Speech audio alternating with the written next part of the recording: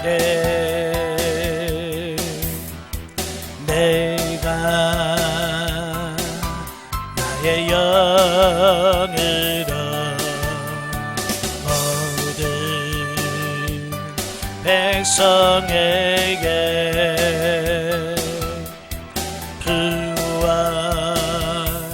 주리라. 자녀들은 예언할 것이요 청년들은 환상을 보고 아비들은 꿈을 꾸리라. 주의 영이 임하면 자녀들은 예언할 것이요 청년들은 환상을 보고 아비들은 꿈을 꾸리라. 주의 영이 임하면 성령이여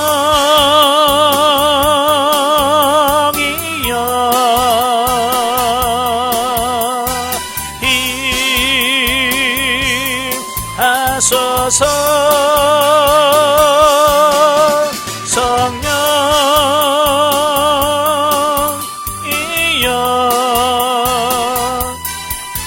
우리에게 임하소서.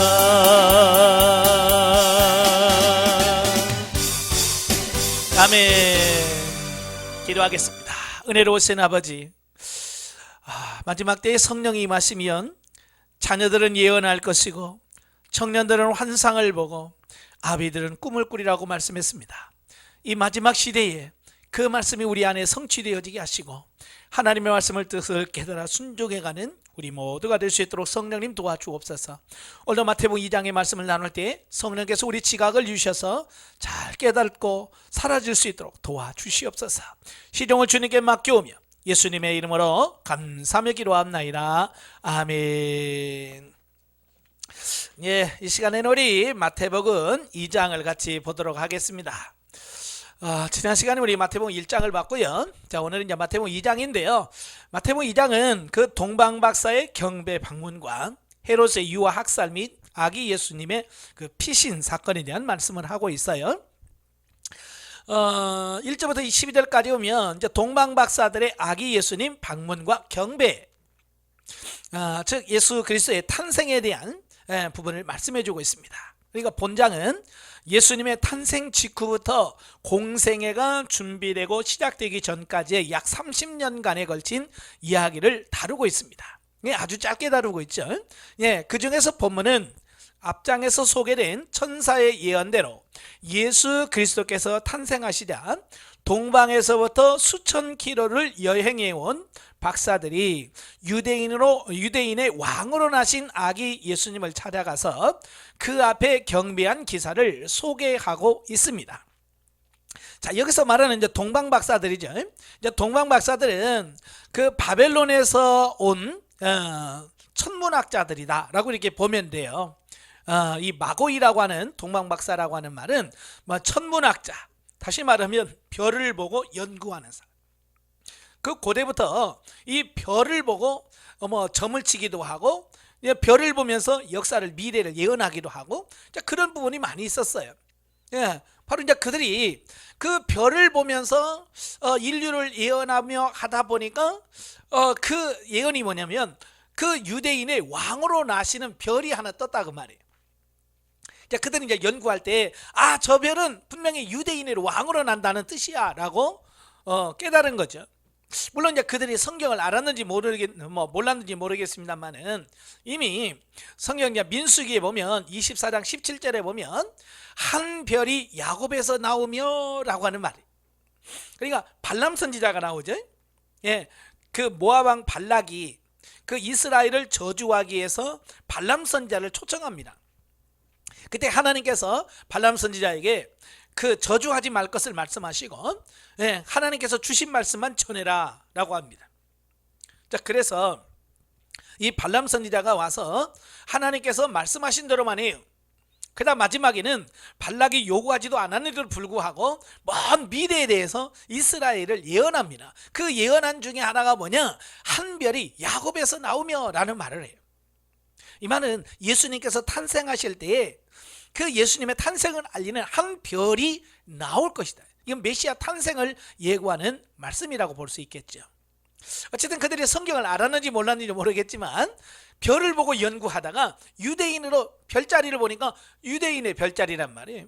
그래서 그 유대인의 별자리를 보고 그 별이 나온 걸 보면 아마 유대인의 큰 훌륭한 왕이 태어났을 거다라고 그들이 짐작을 할 거겠죠. 그래서 그들이 그 왕에게 경배하기 위해서 그 수천 킬로를 여행해서 찾아오더라라고 하는 겁니다.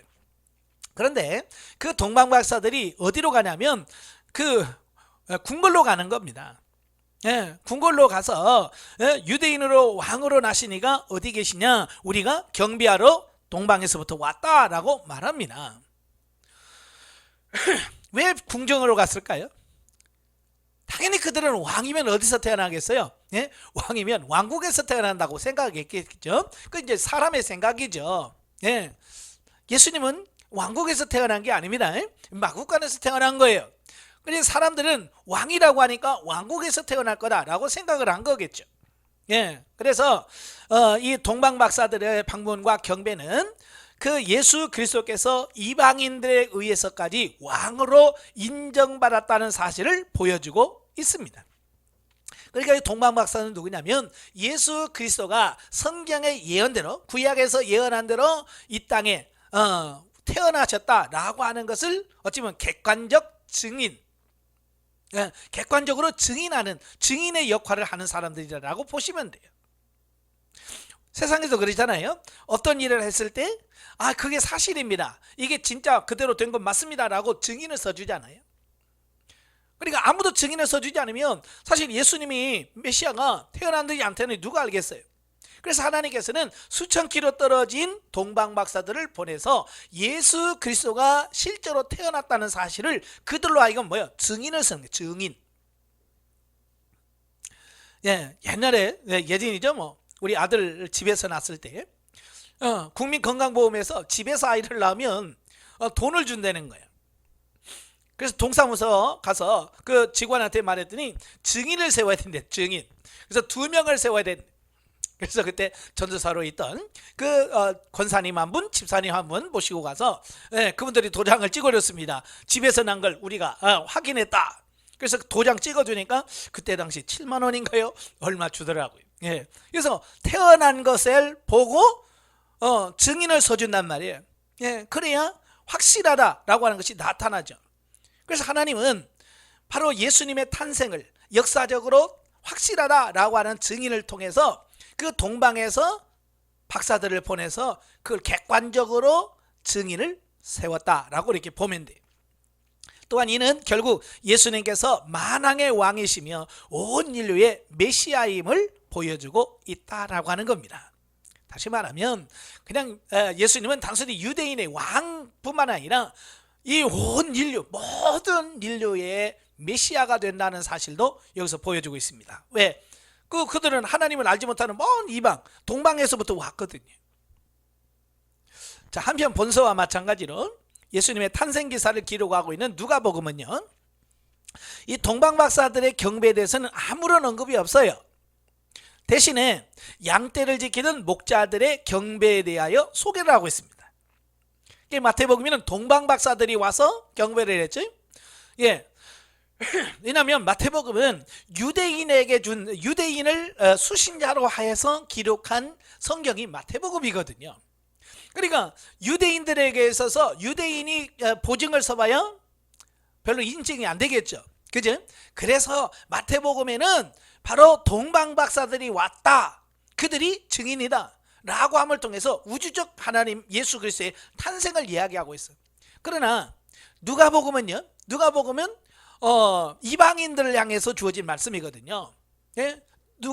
이방인인 누가가 이방인을 향하여 쓴 책이기 때문에 굳이 동방박사 얘기 안 해도, 동방박사 이야기를 안 해도 유대인 중에서 목자들의 얘기만 해도 충분히 가능해요. 그래서 누가복음에서는 그 목자들에 대한 기사만 쓰고 있습니다.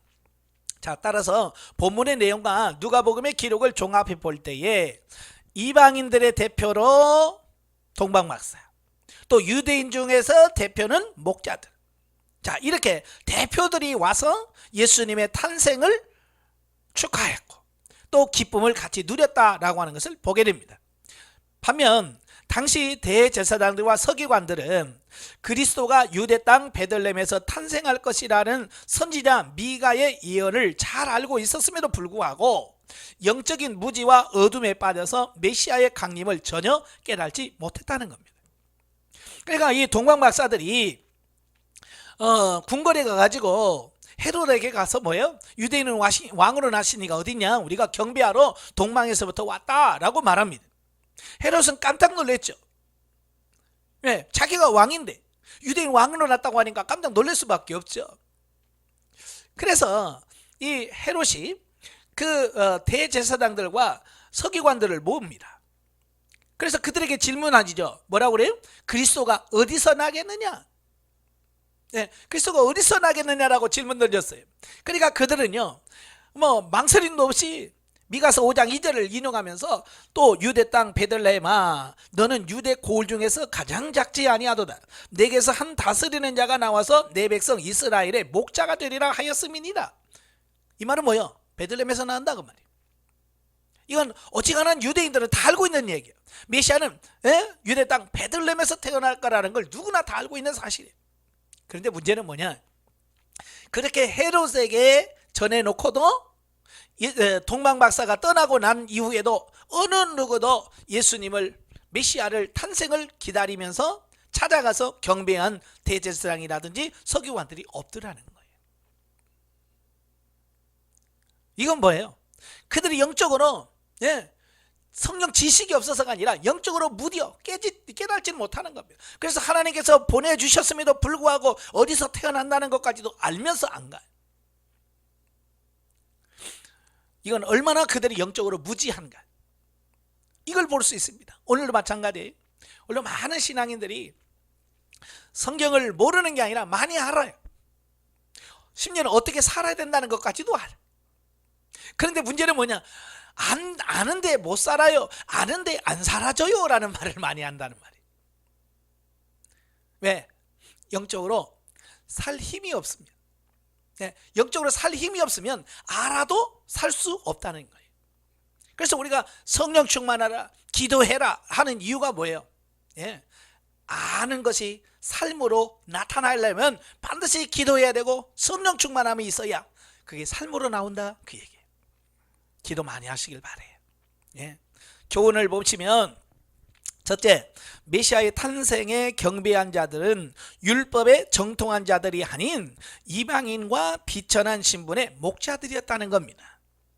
자, 이렇듯 예수 그리스도의 초림 때와 마찬가지로 주님의 재림 역시 영적으로 근시하여 깨어있는 자만이 기쁨으로 맞이할 수 있다는 사실을 우리에게 말씀해 주고 있습니다. 수많은 사람들이 메시아를 기다렸어. 그런데 예수님을 영접하지 않았어요. 왜? 영적으로 잠들어 있기 때문에, 깨어있지 않기 때문에 그래요. 여러분, 깨어있는 여러분 되시길 바라요.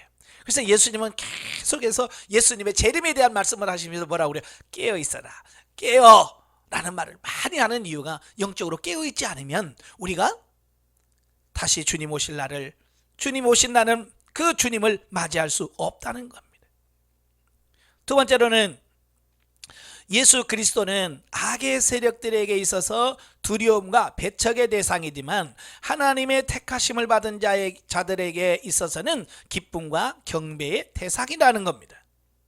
다시 말해서 예수님의 탄생 소식을 듣고 헤롯 왕과 온 예루살렘은 크게 소동했습니다. 그래서 심지어 메시아를 죽이려는 음모까지 꾸밉니다. 그러나 동방박사들은 예수님의 탄생을 가장 크게 기뻐하였고 그 앞에 엎드려 경배했고요, 황금과 유황과 몰약으로 예물을 드렸다는 겁니다. 앞으로도 말씀드리겠습니다만은 이 복음의 양면성이 있어요. 이 복음의 양면성이라는 것은 항상 두 면이 나오는데, 하나는 뭐냐? 복음을 받아들이면 구원이라고 하는 것과 복음을 배척하는 사람들은 멸망이라고 하는 거예요. 그러니까 같은 복음인데 누구에게는 구원, 그러니까 믿고 받아들이는 사람은 구원이, 그러나 믿지 않고 불순종하는 사람은 복음이 들어가서도 결국 그 복음이 그들을 파멸시킨다고 말이에요. 그러니까 말씀을 받아들이는, 복음을 받아들이는 사람의 상태가 어떠냐에 따라서 결과가 이렇게 다르다라고 하는 것을 기억하시길 바래요. 그러니까 메시아가 태어났습니다. 유대인 왕으로 태어나니까 어디 있습니까? 라는 똑같은 말이에요. 그런데 헤롯을 비롯한 예루살렘은 난리가 났어요. 그런데 그 예수님의 탄생을 경험한 동방박사들은 큰 기쁨이 있었어요. 똑같은 건데도 이렇게 서로 다르다는 겁니다. 자, 오늘 저와 여러분도 기쁨으로 받아들인 여러분 되시길 바래요. 세 번째로 뭐냐, 동방박사들은 당시 최고의 경배 대상에게 바쳤던 황금과 유향과 몰약을 예수님께 드렸습니다. 자, 여기서 황금은요, 영원히 불변하실 예수님의 왕적 권위를 상징합니다. 금은 변하지 않습니다. 그래서 변하지 않은 예수님의 권위를 상징하고, 유향은 예수님의 거룩하심과 제사장적 권위를 말씀하고 있어요. 그 다음에 몰약은 예수님의 순환과 죽으심을 상징하는 약입니다. 그러니까 어찌 보면 전혀 성경을 모르든 하나님을 모르는 이방인들은 더 영적으로 깨어 있어서 예수님을 상징하는 황금과 유약과 몰약으로 예물을 드리는 이런 부분이 생긴다 그 말이에요. 자, 두 번째 단락은 이제 13절부터 18절까지인데요. 아기 예수의 예구 피난과 헤롯의 유아 학살에 대한 말씀이에요. 그러니까 앞단락에서 동방박사들이 아기 예수님을 만나 경배합니다. 근데 밤에 꿈에 하나님께서 헤롯에게 가지 말라라고 말합니다. 그죠? 그래서 헤롯이 뭐라고 그랬어요? 그 동방박사를 보내면서 가서 경배하고 와서 나에게도 알려줘라. 나도 경배해야 되겠다라고 이야기 하잖아요. 사실은 헤롯은 예수님을 메시아를 경배하려고 했겠어요? 예, 죽이려고. 바로 이제 그걸 알기 때문에 하나님께서 그 헤롯에게 가지 말고 다른 길로 가라라고 말씀을 합니다. 그래서 그들은 그 꿈의 지시를 받아서 어떻게 해요? 예, 다른 길로 가버립니다. 그래, 헤롯은 기다려도 이 동방박사 안 오는 겁니다. 예. 그래서 속은 것을 알고 이제 그 아기를 죽이기 위해서 베들레헴에 있는 어린 아이를 죽이는 이런 무서운 학살을 벌이는 겁니다. 예. 바로 그때 하나님께서는 뭐예요? 요셉에게 꿈에 현몽합니다. 그래서 그 아기와 그 어머니를 데리고 이스라엘 땅을 애굽으로 내려가라라고 지시를 하십니다. 자, 이렇게 동방박사를 이용해서 자신의 뜻을 달성하려고 했던 애초의 계획이 무산되자 헤롯은 베들레헴과 그 인근 지역의 모든 아이라고 되어 있습니다만은 2살 아이, 남자아이를 죽이는 겁니다. 왜냐하면 이미 동방박사들한테 별이 언제부터 나타났느냐라고 쭉 물어보니까 한 2년 정도 됐단 말이에요. 그러니까 최소한 2년, 그러면 2살 안에는 죽이면 되겠구나 라고 생각을 했겠죠. 그래서 2살 아래의 아이들을 죽이는 만행을 저지르게 되죠. 자, 하지만 왕으로 나신 아기 예수님에 대한 헤롯의 미움과 살해 음모에도 불구하고 요셉은 하나님의 도우심으로 말미암아 가족을 애굽으로 무사히 피신시킴으로써 호세아 11장 1절의 예언을 성취시키는 계기를 마련했다라는 겁니다. 자, 이건 뭘 말하냐? 하나님의 계획은요, 결코 막을 수 있는, 아무리 사탄도 하나님의 계획은 막을 수가 없습니다. 예, 여기서 헤롯은 사탄을 상징하는 대표하는 인물이잖아요. 그러니까 아무리 죽이려고 해도 하나님이 허락하지 않으면 죽일 수가 없어요. 여러분도 마찬가지. 세상에서 힘들고 어렵죠. 예, 심지어 예수님 뭐라 그래? 참새 한 마리가 땅에 떨어지는 것도 하나님의 허락 없이는 안 된다. 하나님의 절대 주권이 있습니다. 이 말은 무슨 말이냐? 오늘 우리가 하나님의 주권을 믿고 담대하게 살아라, 그 말이거든요. 호세아 11장 1절이 뭐야? 내가 사랑하는 내 아들을 애굽에서 불러냈거늘, 그러거든요. 바로 예수 그리스도 하나님의 아들을 애굽에서 불러오리라고 하는 그 호세아 말씀에 성취하기 위해서 이렇게 예수님을 태어나자마자 애굽으로 내려갔고 애굽에 내려가서 잠시 머물다가 다시 돌아오게 하는 이런 부분을 보게 됩니다. 따라서 이와 같은 본문의 내용은 인류를 구원하기 위하여 성육신하신 예수 그리스도의 생애가 결코 순탄치 않을 것이며, 그러니까 예수님은 태어나면서부터 고난을 받으신 분이에요. 태어나면서부터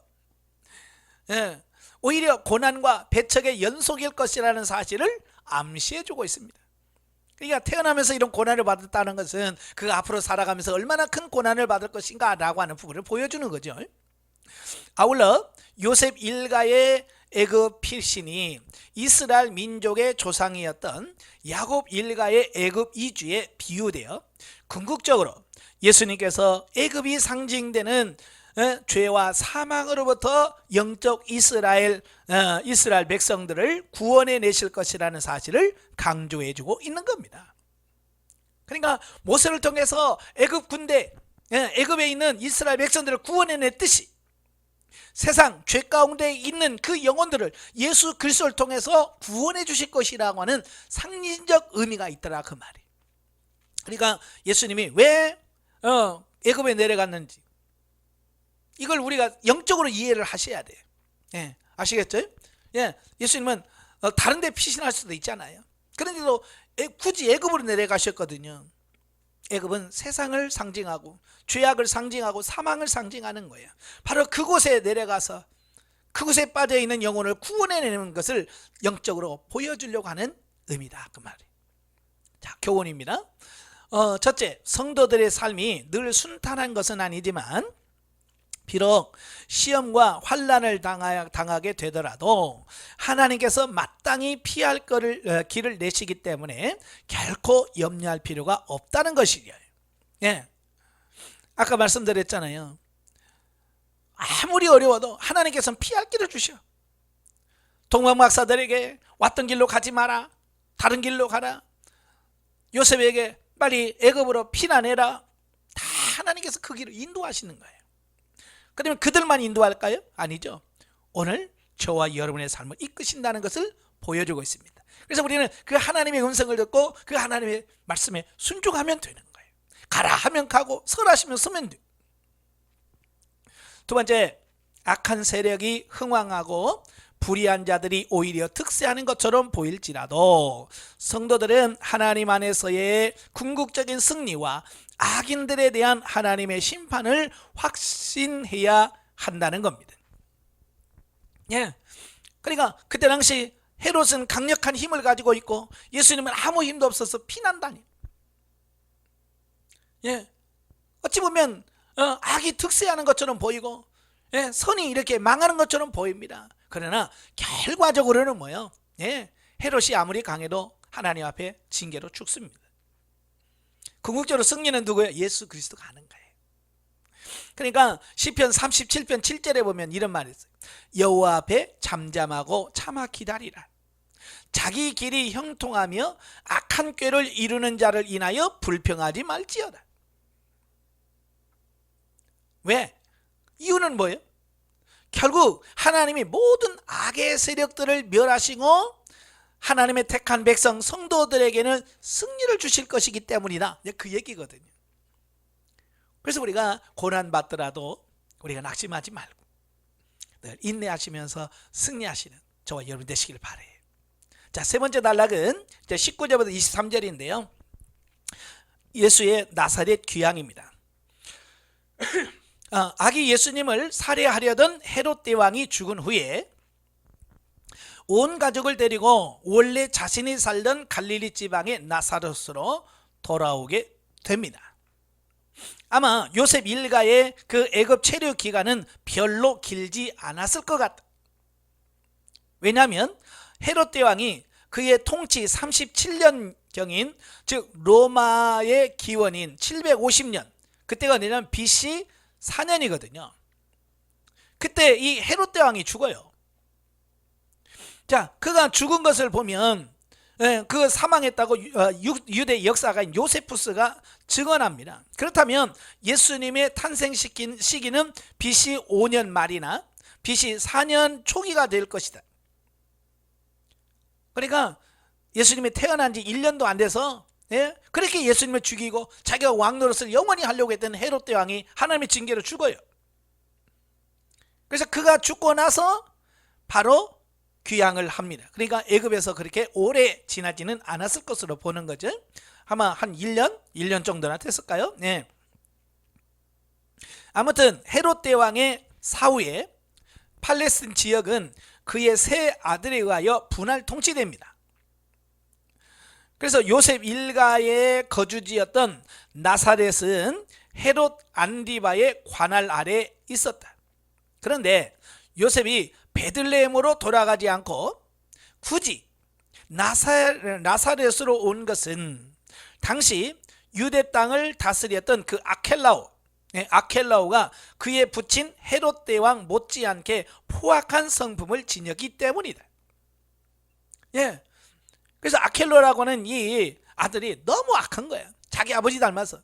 그러니까 거기에 가면 혹시 또 해를 당하지 않을까. 그래서 그거보다 조금 나은 헤롯 안디바가 관할하고 있는 자기가 살았던 갈릴리로 나사렛으로 가는 거죠.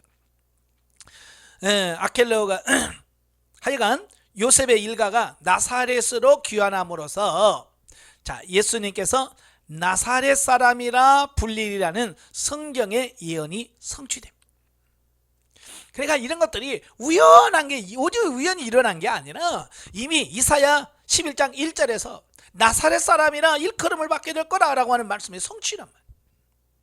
그러니까 하나님의 말씀은요 1.1핵도 땅에 떨어지지 않아요. 말씀하면 그대로 성취되는 겁니다. 자, 여기서 주는 교훈이 뭘까? 첫째, 성도들의 발걸음을 인도하시는 하나님께 모든 것을 맡기고 순종하는 자가 복된 삶을 누리게 된다라고 하는 거예요. 자, 요셉은 하나님의 인도하심을 굳게 의지했기 때문에 자신에게 어떠한 하나님의 뜻이 주어지든지 즉시 일어나 순종하는 자세를 지녔다라고 하는 겁니다. 그 마리아가 임신했다는 소식을 듣고 뭐라고 그래요? 그가 끊으려고 했잖아요. 조용히 끊으려고 했어. 근데 주의 사자가 나타나서 뭐라고 그래? 그 아이는 성령으로 잉태됐다. 데려와라. 그러니까 어때요? 군말하지 않고 요셉은 가서 마리아를 데리고 옵니다. 자, 오늘 2장에서도 빨리 아이를 데리고 애굽으로 내려가라. 헤롯이 아기를 찾는지라 즉시 일어나 순종합니다. 다른 사람은 불평하겠죠. 아니 얼마나 됐다고 또 왜 가라고 하시냐, 어디로 가라고 할 거냐 불평할 수 있잖아요. 근데 요셉은 순종합니다. 왜 하나님이 요셉을 선택했을까? 라고 하는 부분을 그가 순종하는 모습을 보면 알 수 있어요. 요셉은 이렇게 하나님 말씀에 잘 순종했구나. 그래서 하나님이 그를 선택하시고 그를 사용할 수밖에 없었구나. 이걸 알 수 있는 거예요. 하나님 누구를 쓰신다고요? 순종하는 사람. 21절에서 마찬가지예요. 요셉이 일어나 아기와 그의 어머니를 데리고 이스라엘 땅으로 들어가니라. 애굽으로 내려갔다가 헤롯이 죽었다. 이제 돌아가라 라고 하니까 즉시 일어나서 또 돌아옵니다. 어쨌든 이렇게 순종하는 자가 하나님의 뜻을 이룰 수 있다라고 하는 거 꼭 기억하시고 여러분도 하나님 말씀에 순종하시길 바래요. 두 번째로는 하나님 나라를 위해 헌신하고 충성하기 위해서는 충분히 준비 기간과 훈련을 거쳐야 한다는 겁니다. 이게 무슨 말이냐? 예수님은 메시아로 이 땅에 오셨잖아요. 그죠? 인류를 구원하시기 이 땅에 오셨어. 그래서 오시자마자 역사하는 게 아니라 30년 동안 충분히 준비하는 기간을 가졌어. 30년이란 시간 동안 그는 준비합니다. 그리고 30살이 되었을 때 비로소 공생애를 시작합니다. 그래서 30년 준비해서 3년 반이라는 짧은 공생애를 맞죠. 사람들이 제일 싫어하는 게 준비하는 거. 준비하는 걸 싫어해요. 그러니까 준비하지 않으면 일할 수가 없어요. 영적이든 육적이든 항상 준비해야 돼. 저도 목회하면서 저는 크게 어떤 일하려고만 했잖아요. 그지? 빨리 어떻게 성도 모아서 큰 교회 만들어야지 이런 생각을 갖고 있어야 돼요. 하나님께서는 그것보다도 더 중요한 게 뭐냐면 기도하고 성경 보면서 준비하기를 원하셨던 거예요. 처음에는 그게 저도 마음에 안 들었어요. 그러나 하나님께서 환경적으로 그렇게 할 수밖에 없었던, 그래서 5시간씩 기도하면서 성경 한나절 4시간씩 성경 보면서 그걸 몇 년 동안 준비하는 과정 속에 말씀으로 기도로 채워지니까 하나님께서 영성 훈련을 인도하셨고 그 훈련을 통해서 오늘날 제가 있게 만드신 거거든요. 예, 준비하는 기간이 필요한 거예요. 그래서 충분히 기도하면서 하나님께서 주신 기간을 잘 훈련을 통과하시는 여러분 되시기를 바랍니다. 자, 오늘 이제 결론적으로 계시발전사적 성경 이해를 보면 오늘은 이제 꿈이라고 하는 부분을 같이 보려고 그래요. 오늘 2장에만 봐도 이 꿈이라는 얘기가 참 많이 나와요. 네, 꿈이라는 얘기가 많이 나오는데 바로 이 꿈을 어떻게 볼 거냐? 특별히 구약에서부터 신약 성경까지 마지막 전체 신구약을 통해서 이 꿈이 몇 번 나오냐면 100번 이상 나옵니다. 여러분 100번 이상 꿈이 나온다는 얘기는 꿈이 어떻다는 거 중요하다는 얘기예요. 네, 그만큼 성경에는 꿈 얘기들이 참 많아요. 그래서 오늘 이 꿈을 계시발전사적으로 어떻게 볼 거냐라고 하는 부분입니다. 이 꿈이라고 하는 말은 히브리어로 할룸, 헬라어로는 오날이라고 합니다. 이 꿈이라고 하는 게 뭐냐면 사람이 자는 상태에서 일어나는 모종의 정신적 활동이다라고 프롬이라는 사람이 말했어요. 그러니까 꿈이라고 하는 것은 뭡니까? 사람이 그냥 자는 거죠. 그냥 무의식이죠. 무의식 세계에서 이 정신적인 활동을 하는 겁니다. 그게 꿈이라고 정의를 내렸는데요. 고대 이 동양 사람들은 이스라엘도 동양 쪽에 해당됩니다. 예. 이 동양 쪽 사람들은요, 이 꿈을 굉장히 중요시하는 이런 성향이 있습니다.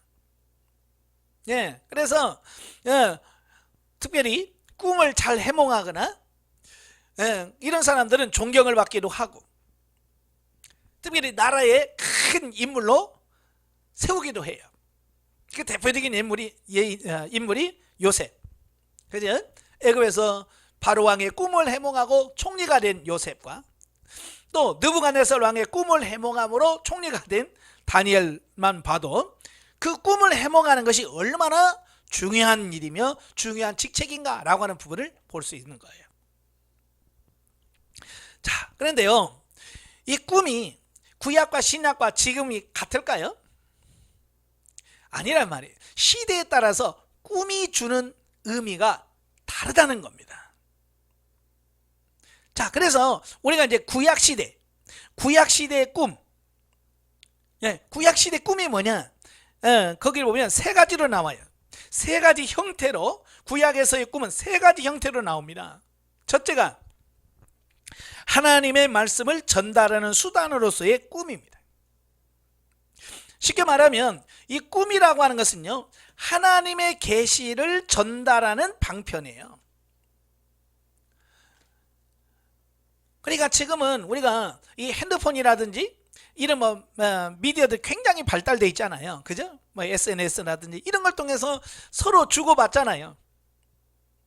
근데 예전에 그런 게 전혀 없을 때는 뭐로 했어요? 우리가 잘 아는 것처럼 봉화, 나팔, 북 이런 거 가지고 멀리서 신호를 보내고 그래서 그걸 알아듣고 하는 이런 부분이잖아요. 그러니까 지금처럼 어떤 성령님이 성령님이 구체적으로 역사하지 않은 구약시대, 말씀도 없었죠. 성경도 없는 그 시대에 그 하나님께서 자신의 뜻을 전달하는 그 방법이 뭐였냐면 꿈이었어요. 하나님의 말씀을 전달하는 수단이 뭐였냐? 꿈이었어요. 꿈. 그래서 많은 선지자들과 많은 주의 그 백성들에게 하나님께서 꿈을 통해서 하나님의 계시를 전달하셨습니다. 거기 보면 민수기 12장 6절 말씀이 나오죠.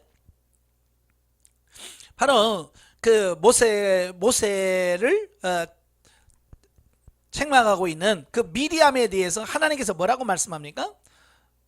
12장 6절에 보면 이르시되 내 말을 들으라. 너희 중에 선지자가 있으면 나 여호와가 환상으로 나를 그에게 알리기도 하고 꿈으로 그와 말하기도 하거니와. 선지자들에게 하나님께서 말씀하시는데 환상과 꿈이라고 하는 이 통로를 통해서 하나님께서 자신의 뜻을 전하더라. 이거 누가 하는 게? 하나님이 직접 하신 거예요. 그래서 구약시대는 이 꿈을 통한 하나님의 계시가 굉장히 많아요. 그래서 하나님께서 꿈을 통해서 선지자들과 그의 종들에게 하나님의 뜻을, 하나님의 말씀을 전한다. 그 다음에 욥기서 33장 14절부터 18절까지 보면 하나님은 한 번 말씀하시고 다시 말씀하시되 사람은 관심이 없도다. 사람이 침상에서 졸며 깊이 잠들 때나 꿈에나 밤에 환상을 볼 때에 그가 사람의 귀를 여시고 경고로서 두렵게 하시나니 이는 사람들에게 그의 행실을 버리게 하려 하심이며 사람의 교만을 막으려 하심이라. 자, 하나님께서 하나님의 뜻을 전달하기 위해서 사람이 깊이 침상에 누워서 졸고 있을 때 하나님께서 꿈을 통해서 그 사람의 귀를 여시고, 그죠? 그 사람의 귀를 열어서 꿈에 잠자는 사이에 그의 귀에다가 하실 말씀을 하신다 그 말이에요. 구약에서 하나님께서 우리 사람들에게 그 자신의 하나님의 말씀을 전달하는 수단이 꿈이었어요. 또 창세기 31장 10절에 보면 아브라함의 아내 사라를 아비멜렉이 결혼하려고 하잖아요. 그죠? 아브라함은 자기가 살겠다고 자기 아내를 이 아비멜렉하고 결혼을 시켜줍니다. 이삭이죠, 이삭. 자, 이삭이 자기 살겠다고. 자, 그럴 때 하나님께서 꿈에 이 아비멜렉에게 나타납니다. 아비멜렉이 나타나서 그의 아내를 건들지 말라라고 말합니다. 자, 하나님께서 이렇게 꿈을 통해서 하나님께서 어떻게 해요? 말씀하신단 말이에요. 또 외삼촌 라반이 야곱을 잡기 위해서 막 쫓아옵니다. 꿈에 하나님께서 뭐예요? 라반에게 너 선악과네, 야곱에게 아무 말도 하지 마라 라고 하나님의 말씀을 직접 전달하는 수단이 뭐예요? 꿈이었어요. 그 외에도요, 또 열왕기상 3장 5절에 솔로몬이 꿈을 꿀 때 하나님께서 그러잖아요. 내가 너에게 무엇을 줄꼬 그러잖아요. 하나님 꿈을 통해서 계속 하나님의 말씀을 전달하고 역사하십니다.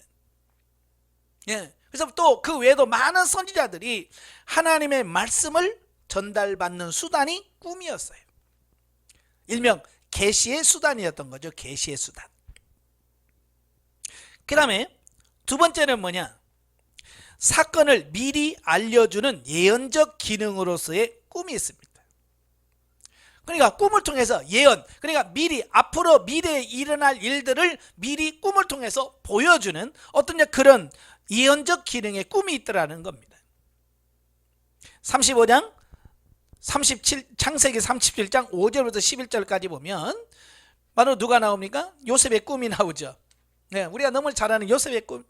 두 번의 꿈을 통해서 해와 달과 별들이 절하는 꿈, 또 그의 곡식단이 절하는 꿈, 이 두 번의 꿈을 통해서 하나님께서 먼 미래에 요셉으로 형제들에게 존경을 받고 인사를 받고 하나님께서 그를 높이 쓰게 될 거라고 하는 사실을 그 꿈을 통해서 보여주신 거죠.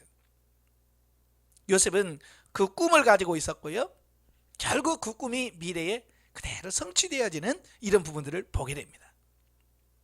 그 다음에 창세기 40장 5절부터 22절까지 보면 요셉이 애굽에 내려갔다가 그 보디발의 아내의 미혹을 뿌리쳤음에도 불구하고 감옥에 들어갑니다. 감옥에 들어가서 죄수들을 돌보고 있을 그때에 술 맡은 관원장과 떡 맡은 관원장이 어때요? 꿈을 꾸요. 둘이 같은 꿈을 꿉니다. 근데 그 꿈을 해몽을 못하니까 고민하고 있습니다. 그때 요셉이 뭐라고 그래요? 잘 해석을 해줍니다. 예. 그래서 술 맡은 관원장에게 먼저 꿈을 해석하죠. 사흘 후에 당신은 복직될 겁니다. 복직되면 나를 기억하사 바로에게 말해서 나를 여기서 벗어나게 해주세요 라고 하는 부탁을 하게 되죠. 또 떡 맡은 관원장도 해석을 합니다. 그러나 정반대입니다. 사흘 후에 당신은 죽을 겁니다. 어떻게 돼요? 그대로 이루어지잖아요. 그대로 이루어져. 그러니까 이것은 뭐예요? 먼 미래, 여기서는 3일 후에죠. 3일 후에 일어날 일을 미리 하나님께서 꿈을 통해서 요셉에게 알려주고 그것을 성취시키는 이런 부분을 보게 됩니다. 여기는 3일이지만 이제 41장에 보면 바로왕의 꿈이 나와요. 바로왕이 두 번의 꿈을 꿉니다. 아무도 그 꿈을 해몽할 수가 없습니다. 그때서 술 맡은 관원장이 자기가 감옥에 있을 때 요셉이 꿈 해몽한 것을 기억하게 하고, 그래서 왕에게 말하죠. 그때 요셉이 나와서 그 꿈을 해몽하면서 뭐라고 그래요? 앞으로 되어질 일을 하나님께서 왕에게 보여주신 겁니다. 예, 앞으로 일어날 일들을 보여주셨다라고 말씀합니다. 그러니까 이 꿈이라고 하는 것은 당장 오늘 내일이 아니라 앞으로 먼 미래에 일어날 일들을 미리 준비하도록 하나님께서 하시기 위해서 우리에게 그런 꿈을 허락하시더라 그 말이에요. 그 다음에 사사기 7장에 보면 기드온의 꿈이 나와요. 사실은 기드온이 꿈을 꾸는 것이 아니라 기드온이 그 미디안 사람들과 전쟁하려고 하니까 겁이 나죠. 왜? 300명밖에 없습니다. 미디안 군인들은 너무너무 많습니다. 마치 메뚜기처럼 숫자를 셀 수 없이 많아요. 그가 두려워하고 있습니다. 그때 하나님께서 뭐라고 그래요? 너 부 하나 데리고 그 진영에 한번 가봐라. 그러면 확신을 할 거다. 그래서 부하를 데리고 정탐을 갑니다. 그런데 저 정탐을 가니까 그 미디안 군인들끼리 서로 뭔 얘기야? 꿈 얘기하고 있는 거예요. 한 사람이 꿈 얘기를 합니다. 이스라엘 진영에서 보리떡 한 덩이가 막 굴러 내려오는데 그 보리떡이 굴러와서 미디안 진영을 막 무너뜨리더라. 그렇게 꿈 얘기를 합니다. 그러니까 누가 물어봤냐고. 근데 그때 옆에 있는 친구가 바로 해몽을 해줘. 뭐라고요? 이는 다른 것이 아니라 이스라엘의 사람 요아스의 아들 기드온의 칼이라. 하나님이 미디안과 그의 모든 진영을 그의 손에 넘겨주리라 하더라. 아니 적군이 꿈 얘기하고 자기들이 해몽하는 그 소식을 그런 사실을 그냥 바로 듣는 겁니다. 그러니까 기드온이 이미 하나님께서 이 전쟁은 뭐요? 승리케 하시는구나. 그래서 그가 확신을 갖게 되고 300명의 용사를 통해서 그 미디안 군대들을 무찌르는 이 부분들을 보게 돼요. 이렇게 하나님께서는 미리 되어질 일들을 꿈을 통해서 보여주시는 거예요. 가장 잘 많이 나타나는 게 어디냐면 다니엘서입니다. 다니엘서에 보면 다니엘서는 이제 꿈을 통해서 하나님께서 계시하는 이런 부분들이 많이 나오죠. 특별히 2장 1절부터 보면 그 느부갓네살 왕의 꿈을 꾸잖아요. 큰 신상의 꿈을 꿔요. 그 신상의 꿈은 뭐예요? 앞으로 인류 역사 이 세계사를 하나님께서 어떻게 이끌어 가실 것인가를 보여준 그 꿈이었어요. 그래서 머리는 금, 가슴은 은, 허벅지와 이것은 동, 그다음에 다리는 철, 발은 철과 진흙이 섞여 있는 상태. 이것은 앞으로 바벨론 시대가 지나가면 페르시아 시대가 올 것이고, 페르시아 시대가 지나면 헬라 시대가 올 거고, 헬라 시대가 넘어가면 로마 시대가 올 거고, 그 다음에는 이방인의 시대가 올 거다.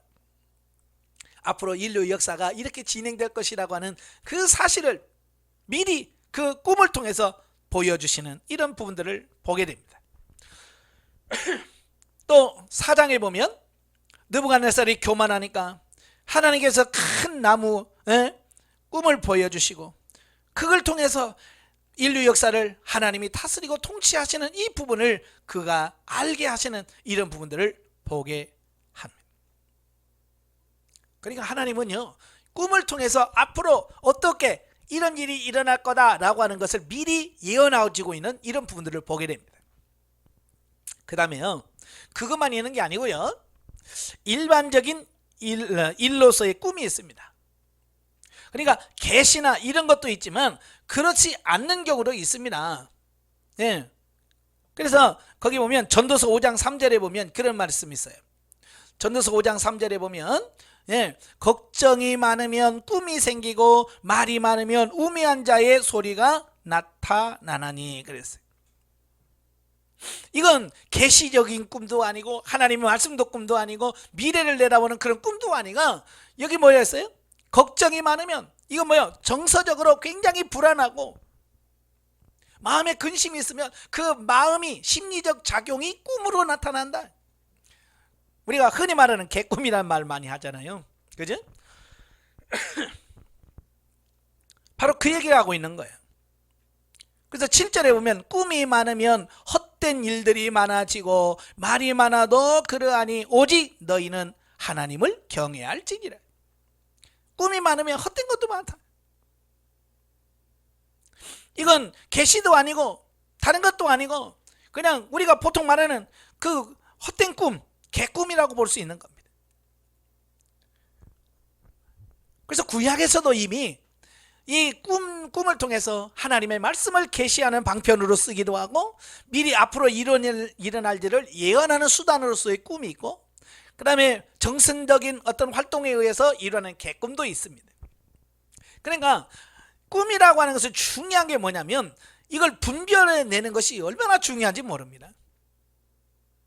꿈을 분별해내셔야 돼요. 왜냐하면 이 거짓 선지자들이 주로 많이 자기가 전하려고 하는 자기를 어떤 신격화하거나 자기가 아주 신령하다라고 하는 것을 보여주기 위해서 가장 많이 사용한 방식이 뭐냐면 꿈을 이용하는 거예요.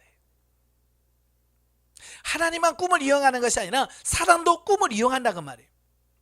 그러니까 꿈을 꾸면 분별을 하실 줄 알아야 돼요. 이걸 분별하지 못하면 많은 사람들이 속아 넘어갈 수밖에 없는 거죠. 특별히 예레미야 시대 때 꿈을 통해서 미혹하는 자들이 많았어요. 예레미야는 분명히 뭐라고 그랬어요? 바벨론에 70년이 타기까지 70년을 바벨론의 포로 생활하다가 돌아올 거다. 근데 많은 거짓 선지자들은 그게 무슨 소리냐, 2년 안에 다 끝나고 돌아올 거다. 그들이 주장했던 게 뭐예요? 내가 꿈 꿨다, 꿈에 하나님이 내게 계시를 내렸다라고 서로 주장하는 겁니다. 그랬을 때 특별히 예레미야 23장에 보면 바로 이 거짓 선지자들과 예레미야가 대결을 합니다. 그러면서 뭐라고 말씀하냐면 하나님이 그래요. 23장 예레미야 23장 16절에 보면 만군의 여호와께서 이와 같이 말씀하시되 너희에게 예언하는 선지자들의 말을 듣지 마라. 그들은 너희에게 헛된 것을 가르치나니 그들이 말한 묵시는 자기 마음에서 말미암은 것이요 여호와의 입에서 나온 것이 아니니라. 하나님께서 하신 말씀도 아닌데 그들은 뭐요? 그게 하나님의 뜻이라고 말합니다. 자기 생각을 말하는 겁니다. 자기에게서 나온 거예요. 근데 사람들이 자기 말이라고 하면 안 들어먹으니까 그걸 사람들이 받아들일 수 있도록 하기 위해서 뭐예요? 꿈을 얘기를 하는 겁니다. 그래서 25절에 보면 뭐라고 되어 있어요? 내 이름으로 거짓을 이해하는 선지자들의 말에 내가 꿈을 꾸었다 말하는 것을 내가 들었노라. 예전 성경에는 몽사를 얻었다 그랬죠. 몽사는 뭐예요? 꿈의 계시를 말해요. 꿈을 통해서 하나님께서 내게 보여주는 그 계시가 있다. 그냥 이렇게 하면 좋다라고 말하면 사람들이 안 들어. 그러니까 자기가 말하는 것에 어떤 신적 권위를 부여하기 위해서 꿈에라고 하는 말을 많이 쓰는 거예요. 그래서 예레미야 선지자가 28절에 그러죠. 여호와의 말씀이니라. 꿈을 꾼 선지자는 꿈을 말할 것이요 내 말을 받은 자는 성실함으로 내 말을 말할 것이라. 겨가 어찌 알곡과 같겠느냐 그랬죠. 그러니까 하나님의 말씀과 이 꿈의 차이는 알곡과 겨의 차이라. 비교 대상이 안 될 만큼 하나님의 말씀이 우위에 있다는 것을 말씀해 주고 있습니다. 그러면서 뭐라고 그래요? 내 말이 불 같지 아니하냐, 바위를 쳐서 부서뜨리는 방망이 같지 아니하냐. 그럼 32절에 여호와의 말씀이니라. 보라, 거짓 꿈을 예언하여 이르며 거짓과 헛된 자만으로 내 백성을 미혹하게 하는 자를 내가 치리라. 지금도 신천지가 사람들을 미혹하면서 제일 많이 써먹는 방법이 꿈 얘기를 합니다. 그러니까 그들은 우연을 가장한 각본적으로 하죠. 그래서 예를 들어서 길을 가다가 우연히 만난 것처럼 이야기하면서 뭐라고 해요? 어젯밤에 집사님이 꿈에 나타났는데 진짜 실제로 이렇게 뵈네요 라고 하면서 마치 그것이 하나님께서 자기를 연결해 주는 것처럼 꿈을 가지고 미혹한단 말이에요. 분별하지 못하면 홀라당 넘어갑니다. 분별하셔야 돼. 왜? 많은 사람들이 꿈을 가지고, 그러니까 모하메트도 그가 꿈을 통해서 천사가 자기에게 계시를 했다라고 주장을 합니다. 많은 이단들이 주장하는 게 뭐야? 꿈을 통해서 신이 자기에게 계시해 줬다라고 이야기하는. 그게 분별하지 못하면 속아 넘어갑니다. 자, 지금까지 구약 얘기했고요. 신약 시대로 넘어갑니다. 신약 시대에 넘어가면요, 이 처음에는 꿈 얘기들이 참 많이 나와요. 특별히 예수님의 탄생 기사에 보면 계속 꿈으로 역사합니다. 그죠? 예수님 마리아에게도 마찬가지고 요셉에게도 말씀하시고 동방박사들에게도 말하고 다 뭐야? 꿈을 통해서 처음에는 다 이야기를 해요. 그런데요, 신기한 것은 오순절 성령 강림 이후에는 꿈도 나와요. 꿈도 나오는데 꿈 얘기가 확 줄어듭니다. 오순절 성령 강림 이후 신약시대는 예수님 탄생하시고 오순절 이전까지는 꿈 얘기가 계속 나와요. 그러나 오순절 이후에는 꿈 얘기가 확 줄어들어요. 왜냐? 이제는 하나님께서 우리에게 계시하고 하나님의 뜻을 보여주는 수단이 이제는 꿈이 아니라 이제 기록되어진 하나님의 말씀이기 때문에 꿈은 줄어들게 되어 있어요. 그러면 꿈은 언제 제일 역사하느냐? 말씀이 있어도 말씀을 깨달지 못하는 그런 상태에 있을 때 주로 꿈으로 역사하시는 겁니다. 그러니까 하나님께서는 제일 많이 뭘로? 말씀으로 역사하시고, 말씀을 모르는 사람, 그러니까요, 꿈을 자주 꾸고 꿈을 통해서 계시 받으신 분들은 주로 뭐냐? 하나님의 말씀에 대해서 무지한 사람들. 이런 사람들에게는 이 말씀을 통해서 그에게 줄 수가 없어요. 그래서 하나님의 말씀이 아니라 하나님은 지금도 꿈을 통해서 역사하지만 그건 아주 작은 거고, 정말 하나님은 지금 시대는 하나님의 말씀과 성령을 통해서 역사하더라 그 말이에요. 자, 거기 보시면 마태복음에 6번 꿈 얘기가 나오죠. 그 다음에 사도행전 2장 17절 28절이라고 되어 있는데요, 사도행전 2장 17절과 21절 바로 요엘서의 말씀을 인용하면서 말씀을 하십니다.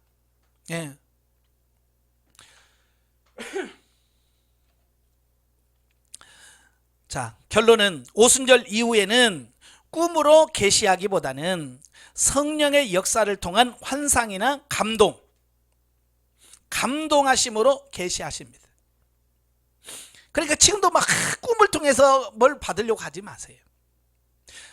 마귀도 사탄도 똑같이 꿈으로 역사합니다. 가장 중요한 건 말씀이에요. 말씀으로 바로 서 있을 때, 말씀으로 바로 깨닫지 못하고 있을 때 보조수단으로 꿈을 주시는 거지. 그죠? 꿈이 전부는 아니라는 겁니다. 그래서 이 신약시대는 하나님의 말씀이 주로 역사하십니다. 그 다음에 꿈을 통해서 그 다음에 보조수단으로 말씀하시는 겁니다. 그래서 지금 이 시대는 꿈을 무시하지도 말아야 되지만 꿈에 너무 집착해도 안 돼. 많은 분들이 막 너무 꿈하고 꿈 얘기를 많이 해요. 될 수 있으면 꿈 얘기 하지 마십시오. 그리고 자꾸 꿈 꿨다고 하는 사람 옆에 가지 말아요.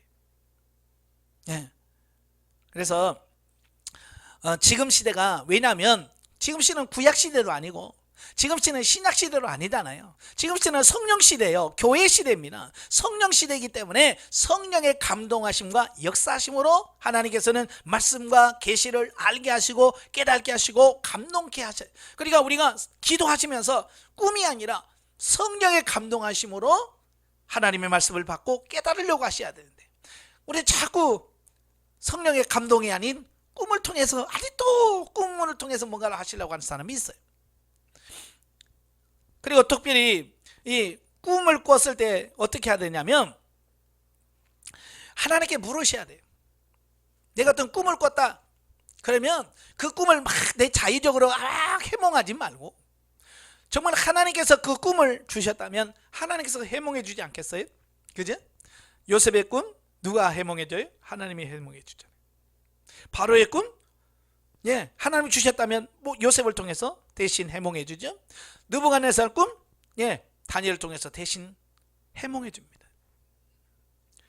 바로 내가 정말 이 꿈이, 내가 준 꿈이 하나님께서 주신 꿈이라면 주님이 직접 해몽을 해 주시든 사람을 통해서 해몽해 주셔서 그 뜻을 알게 하시. 그래서 하나님이 주신 거라면 하나님이 해몽해 주실 거예요. 그래서 꿈을 꿨다 그러면 하나님께 물으셔야 돼요. 근데 하나님께 묻지 않고 자꾸 사람한테 물어요. 사람한테 묻지 마세요. 사람한테 묻지 말고 하나님이 주셨다면 하나님이 깨닫게 주세요라고 물으시고, 하나님께서 그렇게 몇 번 물어도 대답이 없으면 그냥 개꿈이다 라고 생각하시면 돼요. 그 꿈에 너무 집착해가지고요, 심지어는 꿈 때문에 불안해하고 그럴 필요는 없습니다. 왜? 지금 시대는 꿈 시대가 아니거든요. 그 다음에 아까도 말한 것처럼 꿈과 현실은 구분할 수 있어야 돼요. 가끔 보면 이 꿈과 현실을 너무 구분 못하시는 분이 너무 많아요. 제가 안양에서 목회할 때 어느 분이 와서 저한테 째려보면서 막 뭐라고 해요. 내가 막 싫어해요. 그래서 왜냐 그랬더니 꿈에, 제가 자기 꿈에 나타나서 자기에게 막 뭐라고 했대. 욕을 했다는 거야. 내가 언제 그 사람을 욕했어요? 난 아무것도 안 했어. 근데 꿈에 제가 나타나서 자기한테 욕했다고 나를 막 째려보고 그러더라고요. 아니 그 꿈이잖아요. 그죠? 근데 꿈과 현실을 이렇게 혼돈하는 사람이 너무 많아요. 그래서 꿈에 이사 갔다고 이사해야 된다고 그러고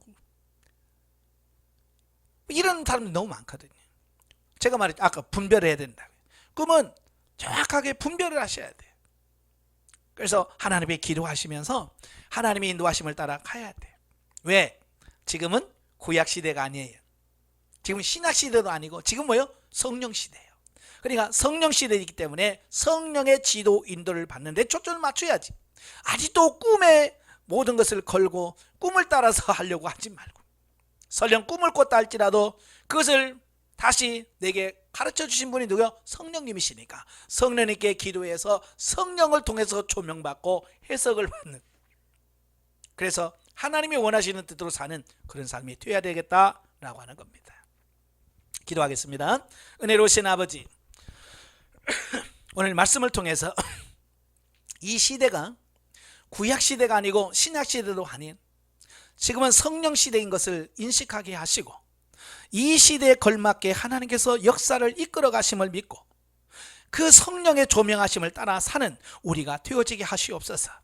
많은 사람이 아직도 꿈에서 자유롭지 못하며 꿈 때문에 많은 어려움을 겪는 성도들도 많습니다. 하나님 자유함을 허락해 주시고 꿈에 얽매이는 있는 것이 아니라 이제 성령의 지도와 인도하심에 따르며 순종해 갈 수 있는 저희가 될 수 있도록 도와 주시옵소서. 예수님의 이름으로 감사하며 기도합나이다. 아멘. 하나님께 영드립니다.